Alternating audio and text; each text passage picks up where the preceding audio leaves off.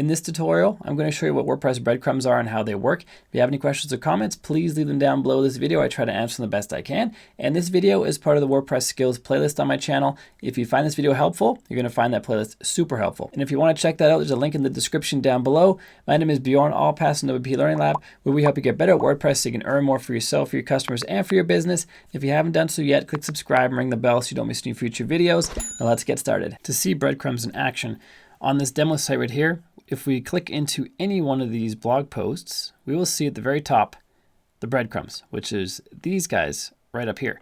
And these are essentially showing the hierarchy of content on a website. So the homepage is always the first in a breadcrumb list, or some kind of overarching category could be the first as well, but usually it's the homepage. And these arrows denote the next section of the breadcrumb. That's the exercise category. And then the next arrows denote the next section. In this case, it's the title, which is the title of the blog post that we're on. But you might also have child categories. So under exercise, it could go to Pilates, and then it could go to Pilates equipment, and then it could go to a blog post about the top 10 types of Pilates equipment or whatever. And that's the breadcrumb. It basically shows a hierarchy of content on your site. Sometimes this is reflected in the URL up here as well. In this case, it's not. We just have the main domain, then the name of the blog post. But sometimes you'd have / the name of a category like exercise, and then another category, and then / again, and then the name of the post. It's usually best to not do that for your blog though, because you want to have your keywords and the purpose of the post as early as possible.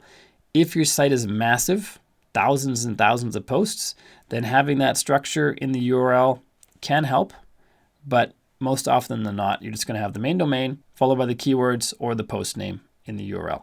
And these breadcrumbs are also customizable.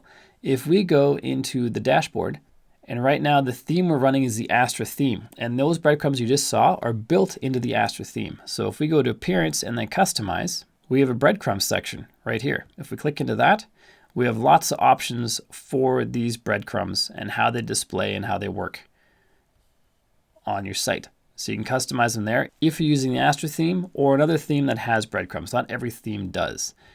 If you have a theme on your site that doesn't use breadcrumbs, but you want them on there, you can add them in. For that, you need a plugin. We go to plugins and then add new, and we search for breadcrumbs over here. It's going to show us all the plugins that have some sort of functionality related to breadcrumbs. There's 384. You may already have this one installed, SEO Yoast, and it also allows you to add breadcrumbs to your site because they're good for SEO. So if you have this installed, you don't need to get another plugin for breadcrumbs. You can just use the breadcrumb functionality in Yoast SEO, or choose one of these other options, install them, configure them, see if they work for you. If they don't, then try a different one. There's lots of different options. But before you go installing a bunch of different plugins and trying them out on your site, you should back up your site first. Just in case something goes wrong, which is pretty rare these days, but just in case something does, you then have a backup to revert back to fix any issues you may have. I have links to the tutorial in the card up above and the description down below to help you back up your site. The tutorial also talks about making a staging site where you could test these things out if you wanted to in complete safety. It's like a separate website where you don't have to worry about anything. You don't have to worry about crashing or breaking because it's a separate website. So that's also in the tutorial above and the description down below if you want to check those out. If you found this video helpful, you're definitely going to want to check out this playlist right here. It's the WordPress Basic Skills playlist on my YouTube channel. It'll answer lots and lots of WordPress questions for you. So make sure you check that out. And if you haven't done so yet, click subscribe and ring the bell so you don't miss any future videos. My name is Bjorn, all pass in WP Learning Lab. Till next time, keep crushing it, and I will see you in the next video.